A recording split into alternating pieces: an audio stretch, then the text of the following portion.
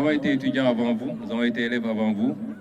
Nous n'avions pas eu la chance d'avoir ce que je considère comme étant une chance pour vous. D'avoir une gouvernance renouvelée,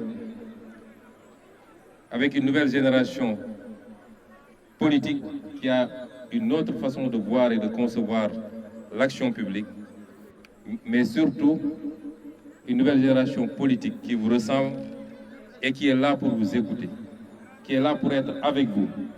Nous n'avons pas dit que nous réglerons tous les problèmes en un jour, mais je puis vous assurer que chaque seconde que nous passerons dans les différentes responsabilités qui nous ont été confiées sera une seconde exclusivement consacrée à trouver des solutions, pour vous particulièrement la jeunesse.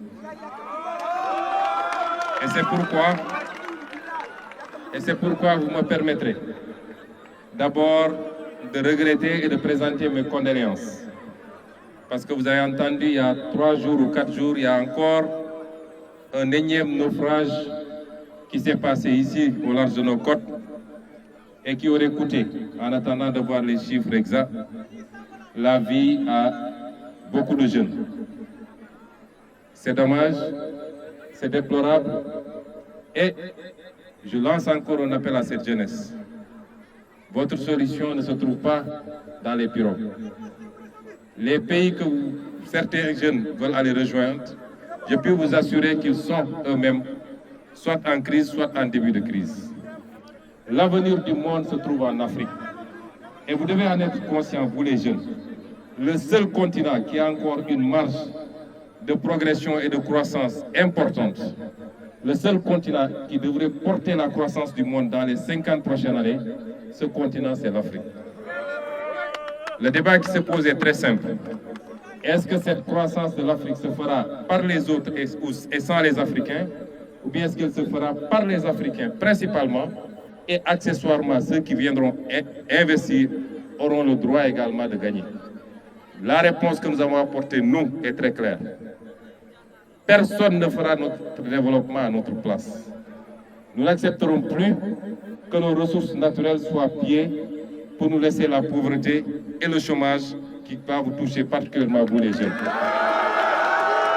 Votre avenir, celui que le président Bassirou Diomaye Faye vous promet. J'ai été ici il y a 4 ou 5 mois lors de la campagne.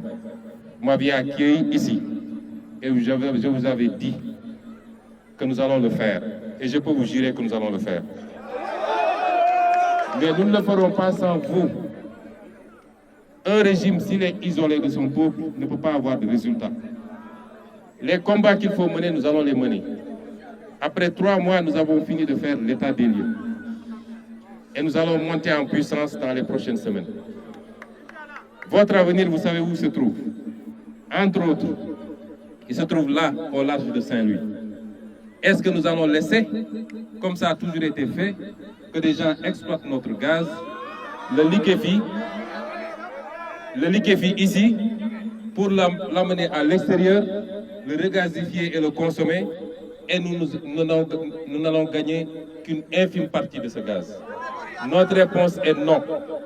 Notre projet pour ce gaz, c'est de le faire venir sur le sol sénégalais, à travers un pipeline qui sera dimensionné comme il faut, qu'on le transforme ici en énergie, qu'on règle définitivement la question de l'énergie, parce que si vous réglez la question de l'énergie, vous réglez la question de la compétitivité, vous réglez la question de la compétitivité, vous réglez la question de l'industrialisation et donc de la création de l'emploi pour vous.